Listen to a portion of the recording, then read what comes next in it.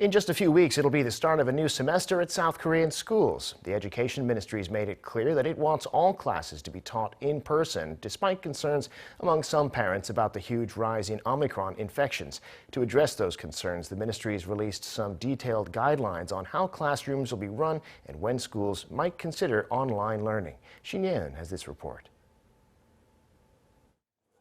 Just weeks before students start a new semester, the Ministry of Education on Monday released a new set of virus prevention measures for schools. First, to answer a question most parents want to know, will all students be required to go back to school? The short answer is yes. The Education Ministry said that it's set on pushing through its plans to bring all students back to the classroom. But the ministry added that it's now up to each school to determine whether to do that or not based on the pandemic situation in their respective regions. The ministry did suggest indicators that could help each school decide when to implement online classes, such as 3% of all students having been infected or 15% of all students being absent because they're under quarantine or have caught COVID-19. Another important question, will schools expand their testing methods? Originally, schools have only been using PCR tests. But now, schools nationwide will also use rapid antigen test kits that only take 15 to 30 minutes.